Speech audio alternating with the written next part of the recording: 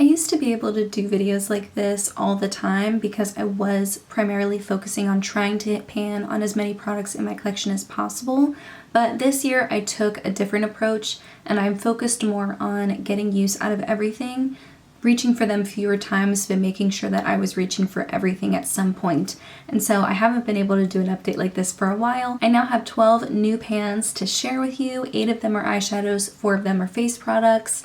So let's get started with 2 of the more maybe boring eyeshadows, and I have finished those completely. They are 2 matte cream eyeshadows. The first one's from the Soft Glam mini palette and it's in the shade Tempera. I use these shades primarily to set my eyeshadow primer before I go in and do the rest of my look, and sometimes I also use it to clean up the eyeshadow if I've blended it out too far past my eyebrow and I want to just use something to clean that up a little bit. I'll use that shade, and I also like to use it underneath my eyes just to brighten it up or, you know, clean up any darkness or any eyeliner that's fallen down to the lower lash line. And as a result, I do go through these shades pretty often. So that is Tempera right there. That one is completely finished. And then the next one is from the Sultry Palette, and it's pretty much the same shade, but it's named Fresh in this eyeshadow palette. And so that is that finished eyeshadow right there. Very exciting. Having 2 fewer pans of eyeshadow in my collection is kind of cool. I do have a single that I hit pan on, and it's long discontinued. Makeup Geek is no longer even a makeup brand anymore, I don't think.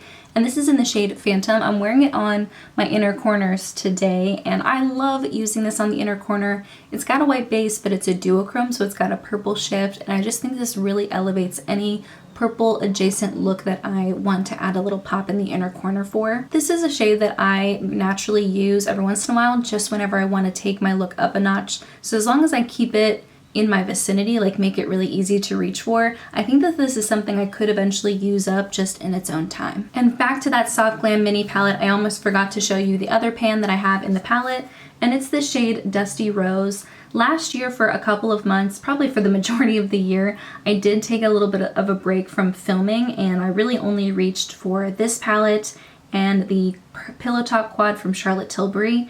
And I was just doing really simple looks, which for me are like mauve-y champagne shades, just easy, pretty looks to work with. And so I reached for Dusty Rose a ton. I don't know why the pan is like over to the side. And then the rest of the shades are from my Pan Those Eyeshadows project, which I recently brought back this year. I started it back up a couple months ago. I really missed it. I'm really glad I'm doing it again because it's a really fun project, and I always get really pleasantly surprised with the types of shades that I randomly generate, and I always end up falling in love with shades that maybe I might not have thought to reach for previously. And I do have a shade like that I'll talk about later, but I'll kind of go in order of how many of the pans that I've hit so far in that project. And the first one is from the Huda Beauty Rose Quartz palette. I talk about this palette all the time. It's one of my favorites. This color story is just made for me. And the shade that I was trying to hit pan on is one that I had already reached for a lot before bringing it into the project, and it is Abundance. This is like a taupey shimmery shade, and I love this so much. I'm actually able to recreate a shade that looks really similar to that using the gray shade that I'm going to talk about in a second, and then using like a mauve shimmery shade on top.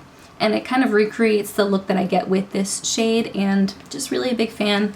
I apologize again if the light is changing a lot. It's really windy, the clouds have been moving around all day, and so the sun is just coming in and out.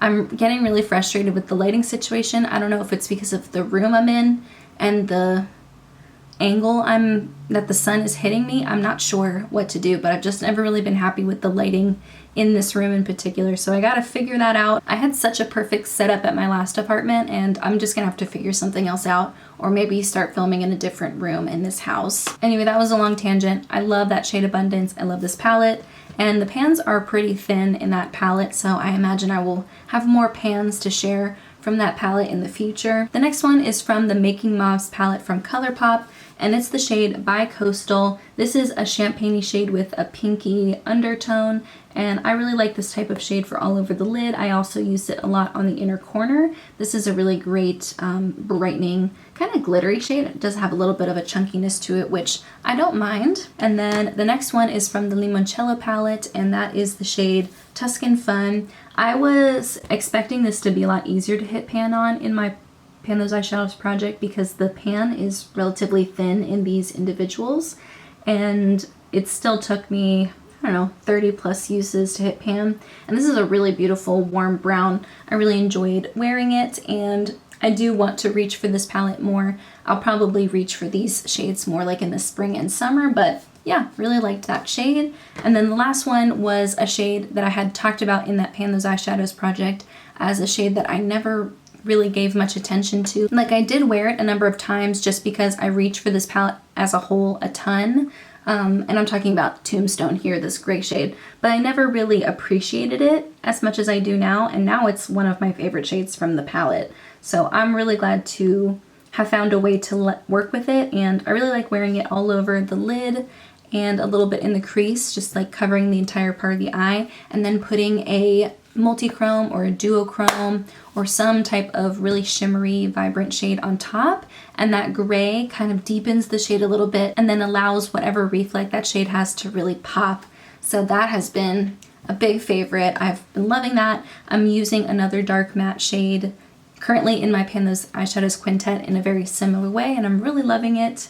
So those are the 8 eyeshadows that I wanted to talk about. 2 of them were empty eyeshadow pans, which is awesome. And then the next 4 are face products, and one of them is something that you saw in my Partners in Cream project pan, and it's the Flower Beauty Color Corrector. This one I was surprised to hit pan on because I didn't realize I was already that close to the bottom of the pot, and it really motivated me to keep going because I just considered this product to be like a never-ending color corrector, and it has 4.5 grams of product. No, 4.6 grams. I did purchase a handful of other color correctors to try out new formulas and try to figure out what my new favorite color corrector would be, because even though this is nice and it's good for everyday use, I wouldn't say it's my favorite, and my favorite color corrector from NYX got discontinued. So I asked for recommendations. People in the comments gave me really great ideas of what brands have color correctors out nowadays. So I did purchase quite a few of them. I'm going to really take my time and get to know each of them before I do like a best and worst video comparing all of them. But yeah, I'm still trying to reach for this one at least a couple times a week because I will like to eventually finish it. It's my oldest color corrector. I think it's like 2 years old, but I'm not worried about it because I have lots of other color correctors in my collection to replace this one once it's gone. This one might be a little bit boring, but I thought I'd include it anyway. It's a compact, it's a face powder. It's the e.l.f. Blotting Powder in the shade Sheer, and this one I just keep in my backpack as a touch-up powder throughout the day. So there is a ton of it gone, pretty big pan on there.